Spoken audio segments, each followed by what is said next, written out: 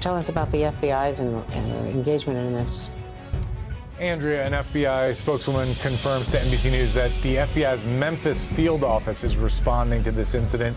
Agents from that office, that's about 3 hours away from Nashville, but there is no FBI field office in Nashville. So they're responding in an assistance role to support the local police. And they have this victims assistance unit that goes out after a mass shooting to help the victims and their families and respond in any way that they need help. That unit, I'm told, is on standby. They have not yet been called in to this awful situation, but the investigation as of now is being run by the local police, Andrea. And the FBI would normally come into this in any case, so it's just a matter of them being remote and not being on scene. The chief of police there is John Drake in Nashville.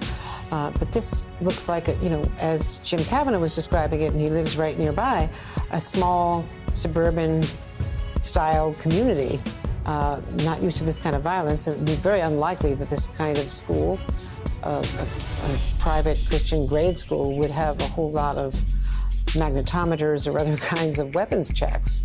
Ken, we don't know the situation itself, but that's not standard. That's exactly right, Andrea, and it just underscores that this can happen anywhere and is happening anywhere. And, all the questions that we always ask after these incidents are going to be asked. In particular, what was their previous law enforcement contact with this shooter? What is the shooter's history?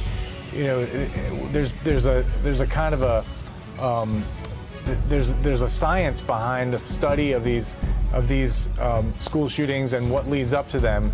And there's a lot of academics who say that there needs to be more intervention. There is a set of behaviors that has been identified as not a predictor, but as things to watch. And when you look back at many of these situations, you tend to find that somebody knew something, that there were some warnings along the way, and that often people have had previous contact with law enforcement. We'll have to see whether that's the case here, but just an awful tragedy that keeps repeating itself in the United States.